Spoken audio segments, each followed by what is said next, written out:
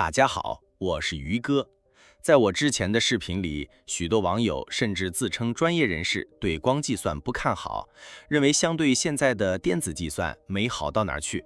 然而，现实情况是，光子计算研究正在全球爆火，中国、美国、欧洲、日本等国家纷纷投入重金，不论是高校还是企业还是军方，都在研发用光来代替电的新一代 AI 芯片。这项技术有望让 AI 跑得更快，耗电更少，成为未来智能硬件的核心引擎。中国更是重兵投入，研究成果密集。现在，西北工业大学和东南大学的研究团队已经让这件事变成现实了。他们开发了一种多突触光神经网络，不仅速度快、能耗低，准确率还比 Deep 数字 AI 更强。研究内容发表在国际光学工程学会 Advanced Photonics Nexus。我们来简单拆解一下这个光脑袋是怎么工作的。其实就是不再用数学模型去模拟物理世界，而是直接让物理世界自己动手来算。这项研究使用了名为极限学习机的神经网络架构，但最大亮点是它完全不靠数学公式计算连接权重，而是用光的真实物理传播来建立神经元之间的连接，直接让光线的衍射反应生成隐藏层神经元。同时，每个输入图像会被复制成多个版本，分别通过不同的光路传播，形成所谓的多突触连接，就像一个神经元能从多个角度看到输入。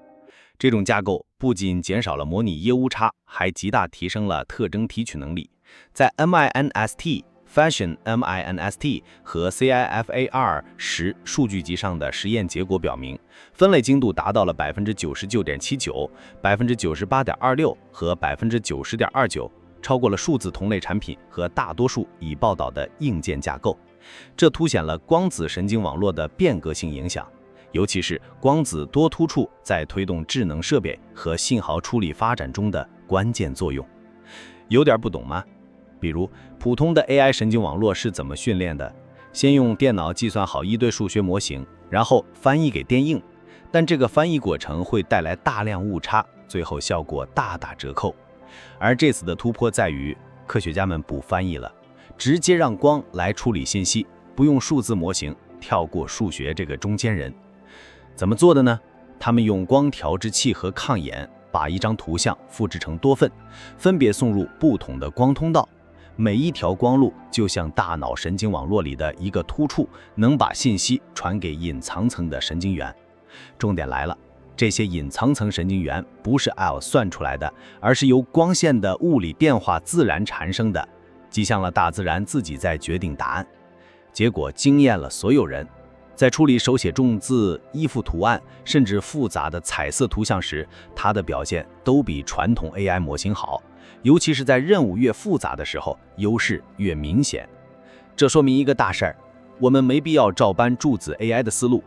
当 AI 变成现实中的硬件，比如无人车、智能眼镜，甚至微型感应器时，多突触加光的组合，可能就是新一代 AI 芯片的模板。以后 AI 不仅可以跑得更快，耗电更少，连脑回路都更像真正的生物大脑了。